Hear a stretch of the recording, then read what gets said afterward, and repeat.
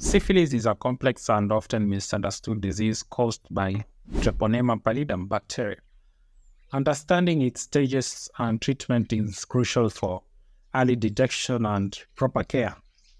Syphilis is a disease caused by a type of bacteria called Treponema pallidum.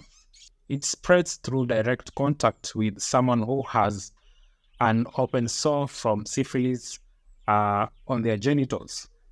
The bacteria can be transmitted through cuts on the skin or mucous membranes. Syphilis symptoms can appear 9 to 90 days after infection. The first sore, called a chancre, can be one or many and is often found on the genitals. It can also occur in other areas like the anus, cervix, or nipples. The sore starts as a small bump, turns into an ulcer, and doesn't hurt. Nearby glands may enlarge but are not painful. The sore usually heals in 1 to 8 weeks, leaving a scar.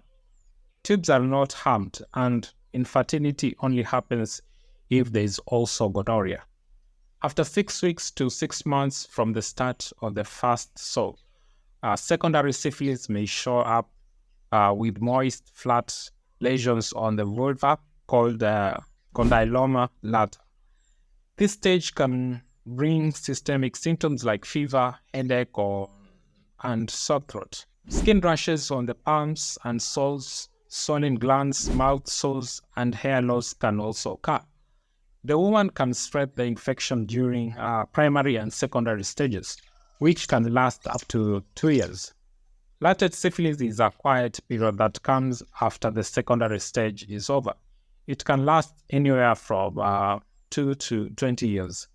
In the late stage of syphilis, called tertiary syphilis, around 1/3 of untreated patients can develop serious issues affecting the brain, heart, and muscles.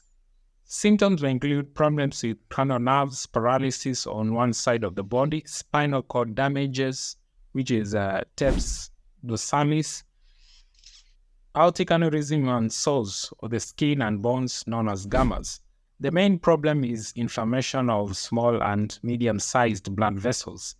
A characteristic feature of tertiary syphilis is the presence of gammas, which are deep ulcers with painless rolled-out edges and a moist base.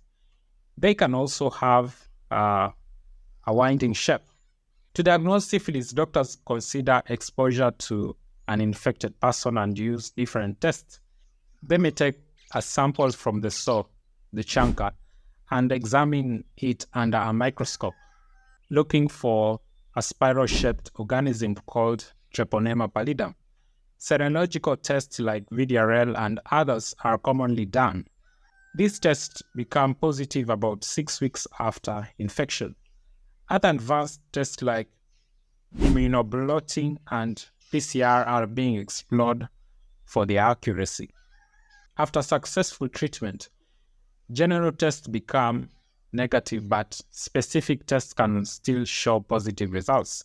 For early syphilis up to 1 year duration, the recommended treatment is a single injection of benzathine penicillin G.